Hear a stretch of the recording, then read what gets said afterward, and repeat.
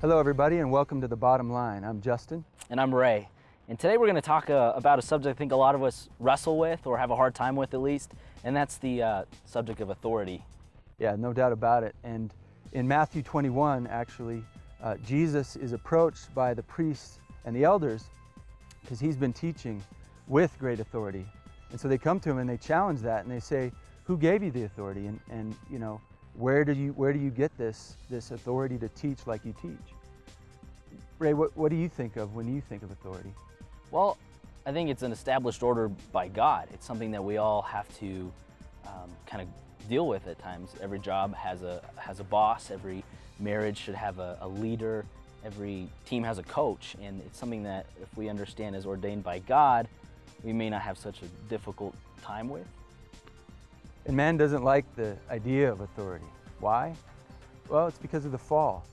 See, back in the garden when Adam and Eve rebelled against God and sinned, the fall affected every form of relationship and every institution that God designed, social institutions in particular. So whether it's the authority that God established in the home with the family, the authority that he established in the church or in the workplace or wherever it is, the heart of man in his fallen state is rebellious. And along those lines, there's another word that is often associated with authority, and that's the word submission. And it's something the world doesn't like. Why is that, Ray? Why does the word submission have such negative connotations to the world? I think there's just a misunderstanding. I think the world's got it wrong, and biblical submission isn't, it's something you give and not something you take. And the world sees submission as subjugation.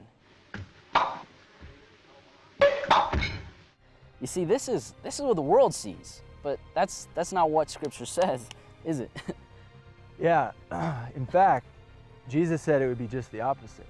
He said about the world, or actually he said, you know how the Gentiles lord it over you. And when he says Gentiles, he really means the world.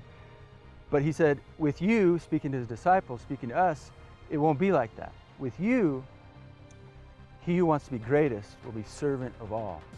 So God is the one who established authority. So if you're an authority, you have a huge responsibility on your shoulders. Don't think of it as subjugation or ruling and reigning over somebody else. And we're all under authority in one manner or another. And if we think of it as trusting God and that he's in control above all else and really freely give ourselves to someone else in service, I think God could be glorified through that. Amen. And that, my friends, is the bottom line.